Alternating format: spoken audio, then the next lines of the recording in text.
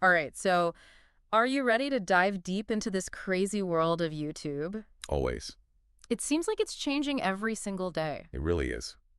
and there's just so much to keep up with. Mm-hmm. But lucky for us, that's kind of what we do here, right? We try to stay on top of the trends and Yeah. unpack it all for everybody. Absolutely. So today we're going to be looking at 3 big trends that are kind Mhm. of shaping the landscape of YouTube right now. Right. We've got YouTube Shorts, Yes. those bite-sized wonders. We've got VTubers, who are these virtual stars that are blurring the lines between reality and the digital world. And then we've got automation, the Yeah. tech that's kind of revolutionizing video production. Yeah. It's really interesting how all of these trends are influencing each other. Okay. It's not just like these things are happening separately. They're all kind of intertwined. I like that. I like that. So you're talking about like how shorts Yeah. can drive traffic to longer content, Yeah. which could be made with the help of automation Uh-huh. and even feature a VTuber. Exactly. It's fascinating. So understanding how they all connect, I think, is going to be Yeah. really important for creators. I'm all about those connections. Yeah. So let's jump right in. Okay. Let's talk about YouTube Shorts first. Right. It's hard not to compare them to, the TikTok of the world. Yeah. Short form content is really Where's that? where it's at these days. But here's the thing that I'm curious about. Okay. Creators are still trying to figure out how to make these shorts actually profitable, right? Yeah. It's not as simple as just like No. slapping an ad on it like you would with a longer video. It's a different beast. Yeah.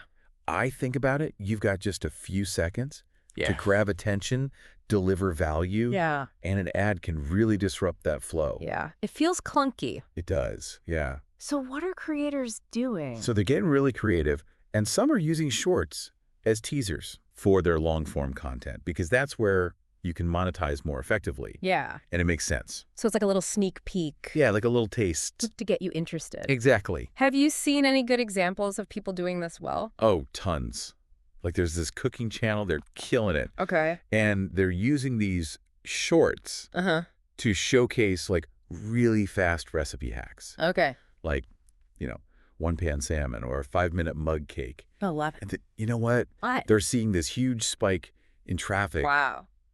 to their longer tutorials on their channel. Makes sense. People are like, oh, I can make salmon in one pan. I want the full recipe. I need to know more. Yeah, exactly. Exactly. Yeah, so it's like a little sample platter. Yes. Yeah, Love that. I love that analogy. it makes you hungry for the full meal. Yeah. What other examples are out there? Oh, well, there's this tech reviewer Okay. that's doing really well.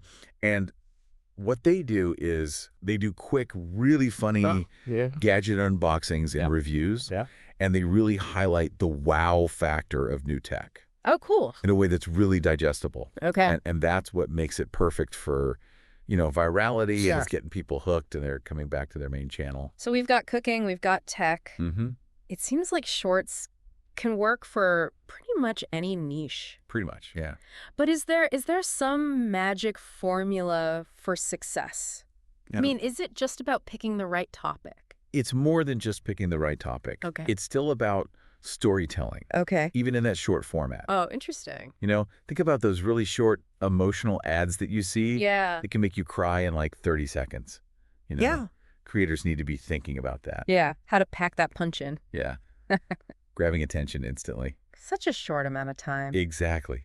You create a mini narrative arc Okay. and leave people wanting more. That makes sense because, it's easy to watch a bunch of shorts and then just keep scrolling. Exactly. You really do have to make every second count. Every second counts. But, okay, I get that storytelling is important, Mm-hmm. but creating an emotional connection in such a short format, Yeah. Well, think about this. that's got to be challenging. You can make somebody laugh in a couple of seconds. True. You can give them chills. Yeah. You can make them feel inspired, Yeah. all in a really short amount of time. What would that look like in a short, though? Well, let me give you an example. There's this wildlife photographer, and they create these beautiful shorts of animal interactions. Okay. And they're things that everybody can connect with. Yeah. Like a mother bear and her cubs, Yeah. or a bird teaching its young to fly. I mean, that's beautiful. They're short, but they evoke this powerful emotion Yeah. Yeah. that sticks with people. So it's about tapping into those universal emotions. Yeah. That connect with people regardless of length. Regardless of length. Mm-hmm. All right. But there are so many shorts out there. So many. How do you stand out? Right. How do you make sure that yours is the one that people remember? I think a big thing is consistency. Okay. Those who establish a brand identity, whether it's a specific editing style, recurring characters, a signature sense of humor, they're more likely to be remembered. So it's like having a logo for your content. Exactly. People see it. They know what to expect. They know what they're going to get. It's like those iconic movie directors who have that signature style, but for shorts. Yeah. So it's not, I mean, are people basically using shorts as like mini ads? I think it's more than just mini ads. As their main channel. Okay. Smart creators are weaving shorts into their broader content strategy. Okay. Making them a core part of their brand. Okay. Not just an afterthought. So it's about thinking bigger. Making it part of a bigger ecosystem. Yes. Okay, so we've unpacked shorts. Let's move on to those virtual wonders, the VTubers. Now we're talking. Things are getting visually interesting. I'll admit, the VTuber phenomenon kind of always felt a little bit on the fringe to me. But I'm seeing them everywhere now. Oh, yeah. For those of us who are not totally in the loop, can you kind of break down what makes VTubers so unique? Yeah. So VTubers, short for virtual YouTubers, are essentially digital avatars that are controlled by real people. Got it. Think of it as motion capture technology meets online personality. So they can do all the same things that regular YouTubers can do? Oh, yeah, absolutely. Oh, wow. Yeah, they can sing, dance, play games, chat with their audience. So they're creating their own digital identities in a way. They are. What makes a VTuber stand out, though? Well, you just hit it on the head. It's crafting a compelling virtual identity. Okay, so it's more than just the visual, then. It's way more than the visual. It's the visual design, backstory, personality quirks, the voice. Wow. Everything that makes a character memorable. Okay. Think about Kazuna AI, one of the pioneers of the VTuber movement. Okay.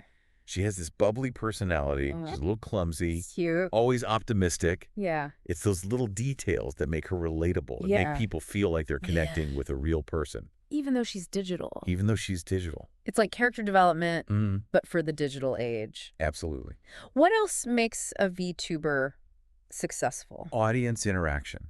Okay. They are masters at engaging with their fans in real time, especially through live streams. Wow, interesting. They're constantly chatting with viewers, responding to comments, playing games with them. Yeah. And it's that direct connection that fosters this strong sense of community. It's interesting. You'd think that because they're using a digital persona, that there would be this distance between the creator and the audience. It seems counterintuitive, right? Yeah. Yeah, but they're really good at breaking down those barriers. Okay, so tell me about the people behind the avatars. Okay. Is it hard to maintain that persona? That's a great question. And still be authentic? You know, some VTubers have said that they feel more confident and even more expressive behind their avatar. Really? It almost makes you wonder if they're exploring different facets of their, real-life personality. Oh, that's fascinating. It's a complex dynamic, for sure. Yeah. It makes you think about identity in this digital age. It really does. It brings up some interesting questions. Yeah. Are we all kind of playing a character online? That's a deep question. It is. It is. All right. Well, we'll have to come back to that one. But first, we got to take a quick break. Yeah, it's kind of blurring the lines, isn't it? It is. Which makes me think about authenticity. Yeah. Can VTubers, with these carefully crafted personas, still create these genuine connections that audiences are looking for? It's a good question. It would be easy to assume there's a little bit of artifice there. Yeah. But I'm getting the sense there's more to it. Yeah. After all, a real person is behind those interactions, right? Right. Even if they're going through this digital persona. Yeah, and a lot of VTubers are really transparent with their audience. Okay. They acknowledge that there's a person behind the avatar. They even talk about how hard it is to maintain that balance between their virtual and real selves. Yeah. And I think that honesty resonates with viewers. It makes you think about how we all kind of create these online identities, right? Oh, for sure. To some extent, we choose what we share, how we present ourselves. Yeah. VTubers are just kind of doing it on a visually amplified level. Yeah, for sure. Like a more heightened version of that. Yeah, totally. But, okay, let's not forget the practical side of things here. Okay. How are VTubers making a living in this virtual world? Well, ads alone probably aren't cutting it. Yeah, I wouldn't think so. What other avenues are they exploring? Yeah, what do they do? Get ready for this. Merch sales are huge. Really? Oh, yeah. People love to own a piece of their favorite VTuber, whether it's a T-shirt, a plushie, Oh, wow. even a virtual item they can use in a game. Oh, interesting. And then there's memberships, creating exclusive communities for fans, where they get behind-the-scenes content, special perks, and even interaction with the VTuber. So they're really building that fandom. Absolutely. But with a digital twist. Yeah, for sure. I bet sponsors are starting to see the value in these virtual influencers as well. Oh, yeah, absolutely. Yeah. Brands are recognizing their power, especially with younger demographics. Yeah. They can, seamlessly integrate products into their virtual worlds, create sponsored streams, even do limited edition merch collaborations. Oh, wow. That's really cool. So they've really... Yeah, that's a whole new frontier. Diversified their income streams. Yeah, it's smart. Let's talk about the technology for a minute. Okay. The tech behind VTubers is pretty mind-blowing. It is. And it's constantly evolving, right? Oh, yeah. It's changing all the time. What kind of advancements are we looking at? Well, imagine AI-powered avatars. Okay. That can react to viewers' emotions in real time. Oh, wow. That would create a much more dynamic and personalized experience. Okay. Or how about virtual reality concerts? Interesting. Where fans can interact with their favorite VTubers. Okay. In an immersive environment. That would be really neat. It's, the possibilities are kind of endless. Yeah, it sounds like we're just at the very beginning. Yeah, just scratching the surface. Of course, what's possible with this technology. Yeah. Okay, well, speaking of tech, let's shift gears a little bit and talk about automation in video production. All right. Now, this has been a game changer for creators. For sure. But I imagine it comes with its own set of challenges. It's a double-edged sword, Okay, explain that a little bit. On one hand, it can really streamline so many aspects of video creation. Right. Okay. From editing to social media management. Right. But then you have to ask yourself, is it going to stifle creativity? Is it going to lead to content that all looks the same? Yeah, how do you strike that balance between leveraging the efficiency and not losing that human touch? Well, that's where creators have to be really discerning. Okay. Smart creators are using automation as a tool to enhance their workflow. Yeah. Not to replace their creative vision. Okay. Think about it. AI can do a lot of these tedious tasks, like color correction or audio leveling, which frees creators up to focus on the storytelling, the humor, the emotion, things that connect with viewers. So let the AI do the grunt work. Exactly. And then you can focus on the creative. Exactly. What are some of the most impactful automation tools out there right now? Oh, there are so many. Yeah. What should people be looking at? Well, I think for social media scheduling, you've got Buffer, Hootsuite, Later. These are lifesavers. Okay. They allow you to plan your posts in advance across platforms and make sure there's this consistent flow of content. Right. You're not chained to your phone. Exactly. You don't want to be chained to your phone all day. What about video editing? Are there tools for that? Oh, yeah. For video editing, a lot of these professional software suites, like Adobe Premiere Pro, offer AI-powered features. Now. Oh, cool. Think about it. Yeah. Automatically transcribing your audio, creating smooth transitions. Yeah. Color grading your footage. So things that used to take hours can now be done with a click of a button. Exactly. And I think that really levels the playing field for creators. Yeah. It makes things so much more accessible. Exactly. Okay, but there's another aspect of tech that's totally transforming video creation, and that's data analytics. Yes. It's not just about intuition anymore. It's about using data to inform your decisions. Data is king. So talk to me about that a little bit. Well, creators have kind of become data detectives now. Okay. They're uncovering these insights that were hidden before. Yeah. And the amount of information that's available is just mind-blowing. What kind of information are we talking? So you're talking watch time, audience demographics, click-through rates. Yeah. You can even see when viewers click away. Oh, wow. So you can really pinpoint. I can see the exact moment. What's working. And what isn't. Okay, so with all this data available, where do creators even begin? Well, you have to prioritize, right? Okay. There's so much data. Yeah. What are the most important metrics to focus on? Yeah.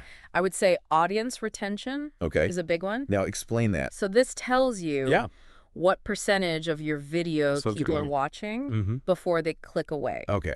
So think of it like a roller coaster. Okay. You want those viewers to stay strapped in for the entire ride. Right. You don't want them getting off. jumping off at the first loop. Exactly. Okay. So high retention means your content is engaging and well-paced. So if people are sticking around, you're doing something right. You're doing something right. What about those click-through rates? Oh, the CTR?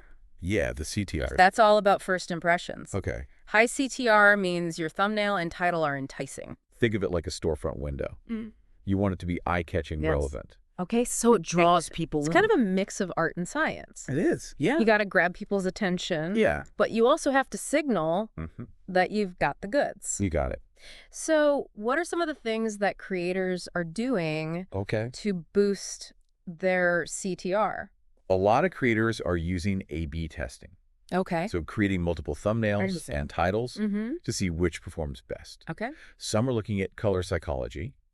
Using bright colors that contrast and just really pop in the feed. Yeah. And of course, keywords are important. Yeah. Got to have those keywords. Yeah. Using relevant keywords in your title and your description helps people find your video. Okay. So it's a whole marketing campaign. It is. But for a single video. It is. Okay. But data can also help creators refine their content.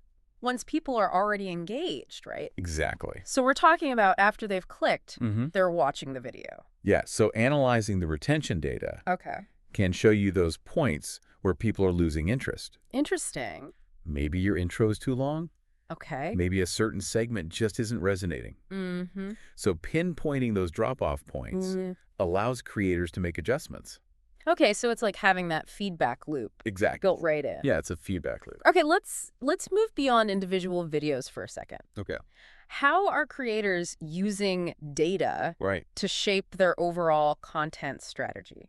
I think it's about identifying patterns and trends. Okay. So, for example, let's say you have a beauty vlogger. Okay. And they're seeing that their tutorials on natural makeup are consistently doing better than the ones on, let's say, dramatic looks. Okay, yeah. That might suggest a shift in audience preference, leading them to create more content that aligns with that trend. So it's almost like data's giving them a roadmap to what their audience wants to see. Absolutely. With the right data, could you even anticipate trends? I think you could. Before they happen. Yeah. Wow. By looking at, search trends, social media buzz, even the performance of other creators, they can kind of get a sense of what's coming next. It's like a crystal ball. It is. But it's powered by data. Data-powered crystal ball. I like that. I like that. But even with all this data-driven insight, we can't forget the human element, right? We can't. Building a loyal community, it goes beyond just the numbers. Absolutely. Data can inform your strategy. Yeah. But it's those genuine connections that create dedicated fans. So let's talk about that, because that's where the magic happens, right? That's where the magic happens. Building those communities. Yeah, I think creators are realizing now that community is not just this nice thing to have. Okay. It's really essential for long-term success. Yeah. It's about building these relationships that go beyond just watching videos. So how are they creating those connections, those communities? Well, they're getting interactive. Okay. They're using polls, Q&A sessions, live streams, anything that makes viewers feel like they're part of the conversation. Right. Not just passively watching. Okay. And live streams especially have become really powerful. Why is that? Well, think about it. Yeah. Imagine you get to hang out with your favorite creator in real time. Yeah. You're chatting with them, asking questions, maybe even playing games together. Yeah. It just breaks down the barriers. Okay. It makes it much more personal. It really does make it feel more like a two-way street. Absolutely. What other strategies are out there? Collaborations are a big one. Okay, yeah. When creators team up, they create fresh content. Okay. They're exposing their audiences to each other. Right, so it expands their reach. Exactly. Okay. And they're fostering a sense of community across all their channels. Yeah. I like that. It creates a network. It does. Of creators and fans all connected by this shared interest. Absolutely. What about those fans that want a little bit more? Oh, yeah. The super fans. They're the best, right. How are creators catering to them? Well, There are platforms out there like Patreon and YouTube memberships that allow creators to offer special perks to those loyal subscribers. So think behind-the-scenes content, early access to videos, personalized shout-outs. Oh, cool. So it's like a VIP club. It's a VIP club. For the superfans. Yeah, for the superfans. It's a good way to reward them. Yeah, exactly. For being so dedicated. Yes. Okay? Yeah. But it's not just about showering fans with goodies, right? Creators need to be compensated for their hard work. I think, thankfully, audiences are recognizing that they're more willing to support creators, whether it's memberships or merch purchases, even direct donations, because they understand the value. Yeah, it's a lot of work to create this content and build these communities. Yeah, building and maintaining a thriving community, it takes a lot of effort. So what does that look like for creators? Well, they're having to be present, right? Engaging conversations, respond to comments. Basically just make their audience feel heard and appreciated. So it's really about nurturing those relationships, both online and offline. Yeah, it's an ongoing process. Okay, so I think it's safe to say that a strong community benefits everyone involved. Oh, for sure. Right, the creators and the viewers. It's a win-win. The creators get the support and the feedback and hopefully the inspiration to keep creating. Yeah. And the viewers, they get a sense of belonging, connection, even friendship that extends beyond the screen. I love that. But we have to talk about keeping things fresh, right? We do. Avoiding that creative burnout. Yeah. What are some of the strategies that creators are using to diversify their content? Well, think of it like a chef who's creating this tasting menu. They're thinking about a variety of flavors and textures and presentations to keep their diners delighted, right? Creators are approaching their content in the same way. They're experimenting with different formats, exploring new genres, collaborating with others to give their audience fresh perspectives. So they're adding some new spices, exactly. to the recipe. Yes. What are some examples of this? Well, you know, a gaming creator might decide to branch out into vlogs, sharing their personal experiences, connecting with viewers on a deeper level. Or, you know, a beauty influencer might start incorporating comedy skits into their routine. Showcasing another side of their personality. So it's about showing us they're multifaceted. Yeah, they're not just one thing. Like real people. Exactly. And who knows, maybe they'll discover a hidden talent. That's right. Or a passion along the way. Absolutely. And it keeps things interesting for both the creator and the audience. But diversification isn't just about trying new formats, right? No, it's also about staying ahead of the curve. Anticipating those cultural moments that grab everyone's attention. So you're talking about things like seasonal trends. Yeah. For example, creating content around the holidays or back to school season. Makes sense. You're tapping into what's already on people's minds. Yeah, totally. And then there's those, you know, viral trends and challenges.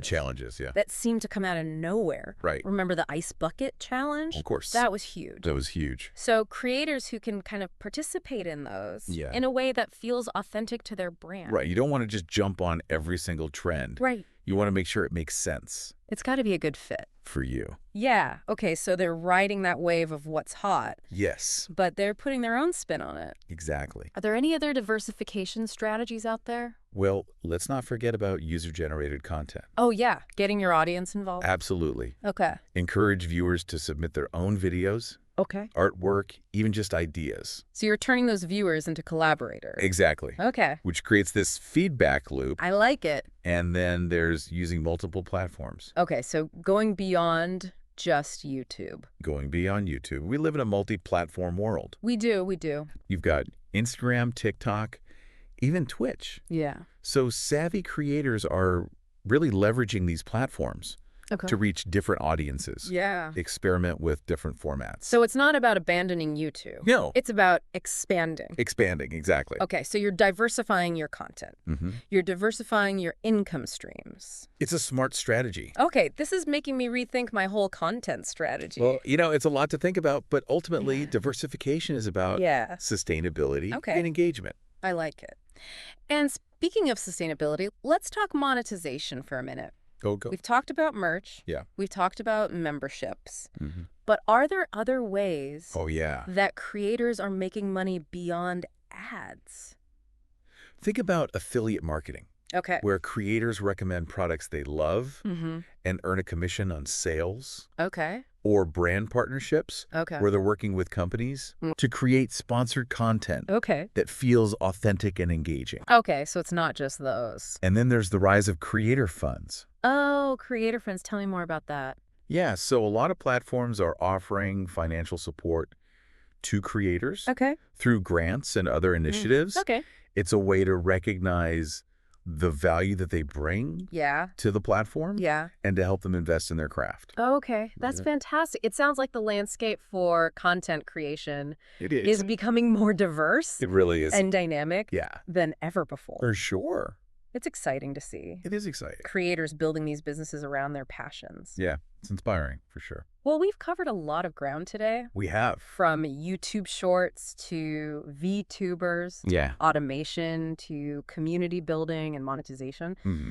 It's clear that the world of online content is constantly changing. Constantly evolving. And that's what makes it so exciting. It does. So as we wrap up this deep dive, I want to leave our listeners with a question to ponder. Right.